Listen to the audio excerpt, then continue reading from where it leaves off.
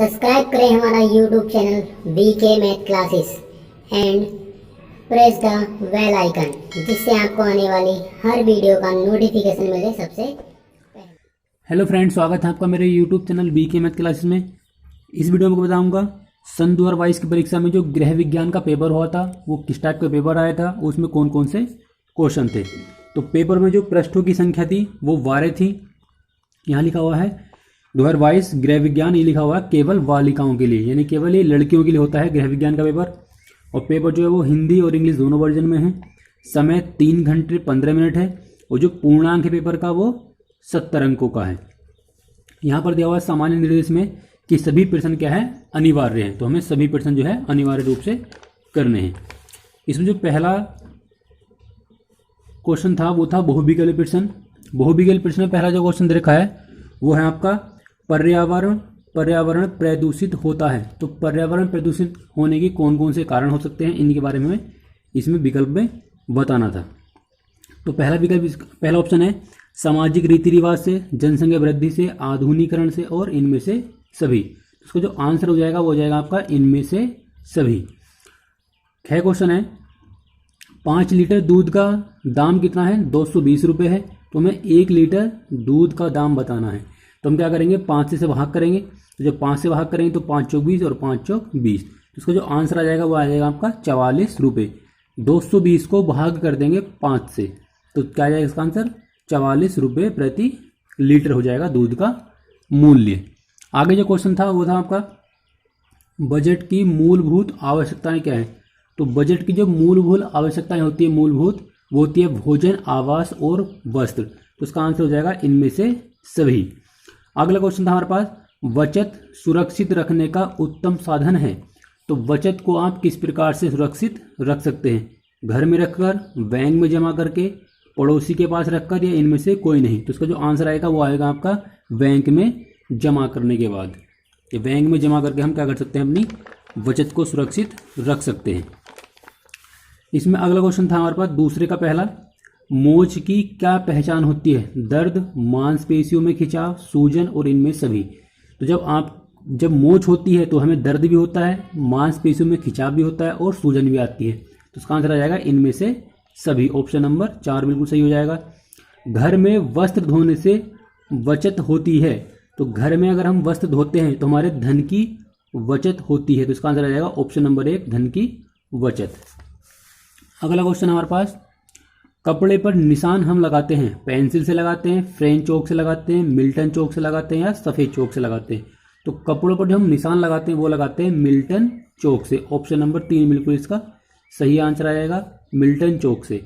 अगला क्वेश्चन हमारे पास भोजन में ऊर्जा का प्रमुख साधन है। तो भोजन में जो ऊर्जा का प्रमुख साधन होता है वो होता है कार्बोहाइड्रेट।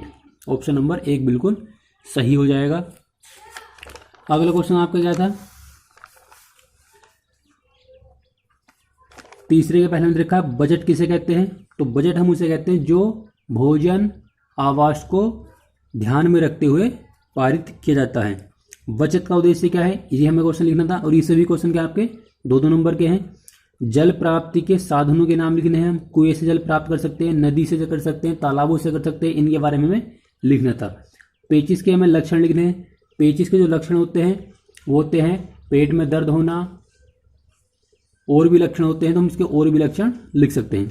आगे हमारे पास जल से फैलने वाले रोगों के नाम लिखने हैं। तो जल से फैलने वाले रोग होते हैं हैजा, पेचिस, टाइफाइड, और भी होते हैं जल से फैलने वाले रोग।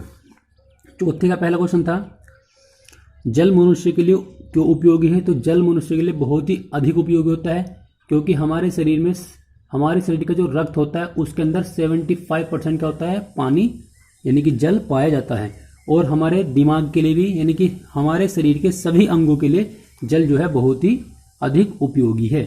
अगला क्वेश्चन हमारे पास सिलाई किट क्यों आवश्यक है। तो सिलाई किट जो है इसलिए आवश्यक होगी कि सिलाई में जो यूज होने वाले साधन होते हैं जैसे कि रील, सुई आदि को हम क्या कर सकते हैं, जो बटन होते हैं हमको हम क्या कर सकते हैं, किट के अंदर रख सकते हैं। सिलाई मशीन की उपयोगिता लिखनी थी। अगला क्वेश्चन हमारे पास प्राथमिक चिकित्सा किसे कहते हैं। तो फर्स्ट एड एक बॉक्स आता है, उसके अंदर एक ट्यूब होता है और टेप होता है, बैंडेड वगैरह होती है, तो उसे बोलते हैं प्राथमिक चिकित्सा। हड्डी टूटने के 2 प्राथमिक उपचार लिखने हैं, तो हड्डी अगर टूट जाती है तो हम क्या करते हैं, प्लास्टर और पेरिस का एक लेप लगा लेते हैं।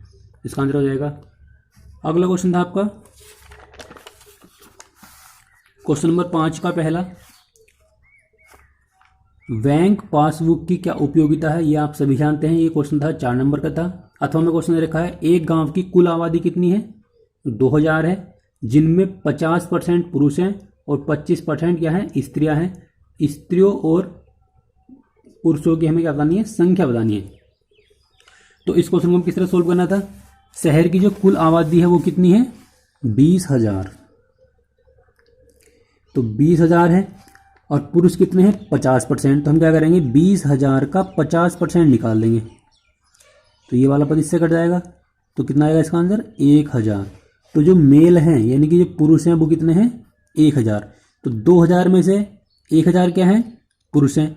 अब इसमें कहा गया है कि 25% क्या है, स्त्रियां हैं। अगर हम फीमेल की बात करते हैं तो जो फीमेल होंगी तो 2,000 में से हम क्या करेंगे, 1,000 घटा देंगे, तो कितना बचेगा, 1,000 बचेगा। अब 1,000 में से क्या है, 25% स्त्रियां हैं, तो हम क्या करेंगे, इसका 25% और निकाल देंगे, तो ये वाला पद इससे कट जाएगा, तो कितना आएगा आपका, 250। तो फीमेल जो है वो 250 है और मेल कितनी है आपकी, मेल कितने हैं, 1,000 है। तो इस क्वेश्चन को आप इस तरह से कर सकते थे।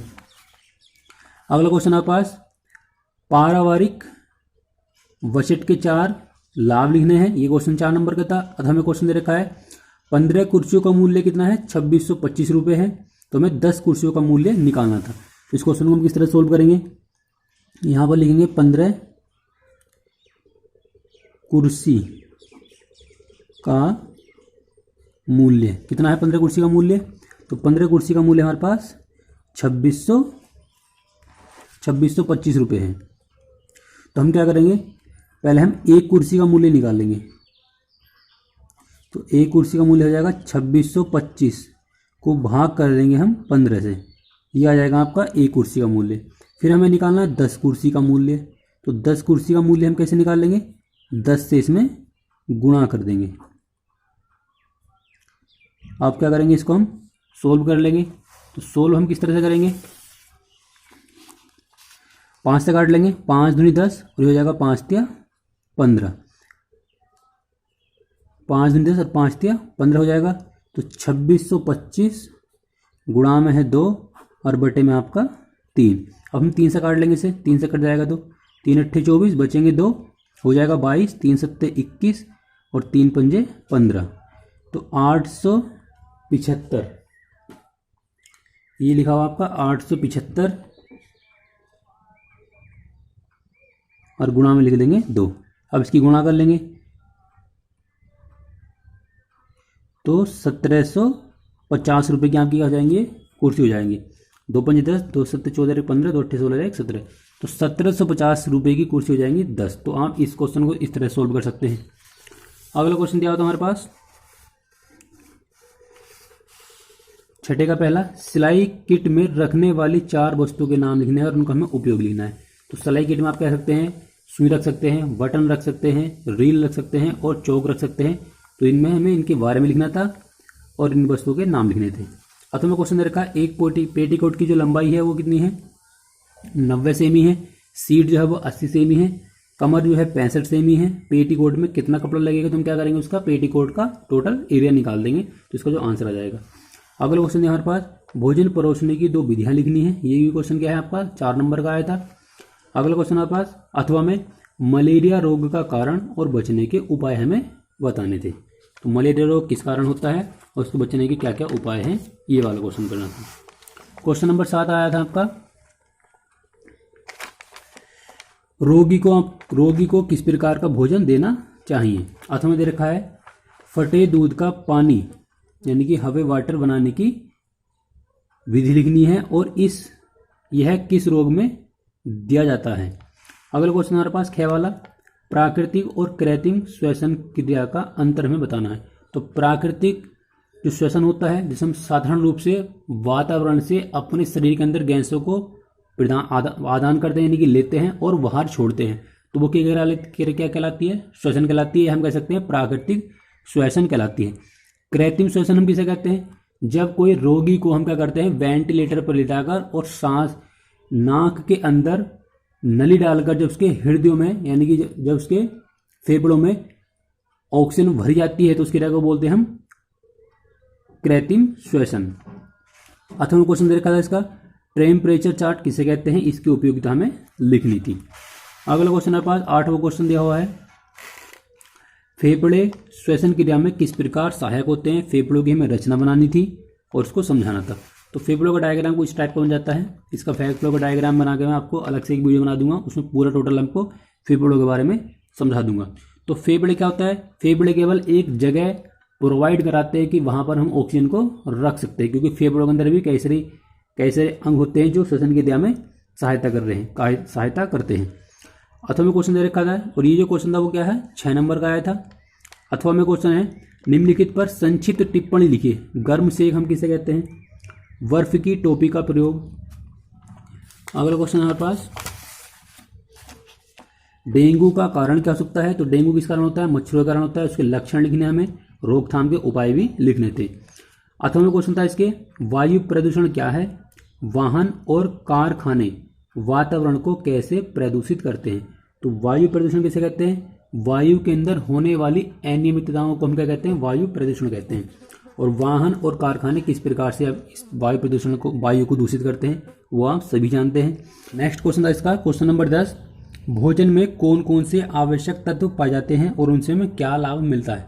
तो भोजन के अंदर मुख्य रूप से कार्बोहाइड्रेट होता है जिससे हमें एनर्जी मिलती है। अगर आप हाई स्कूल के और भी सब्जेक्ट की वीडियो देखना चाहते हैं तो उनका लिंक आपको डिस्क्रिप्शन बॉक्स में मिल जाएगा, आप वहां जाकर उन वीडियो को देख सकते हैं।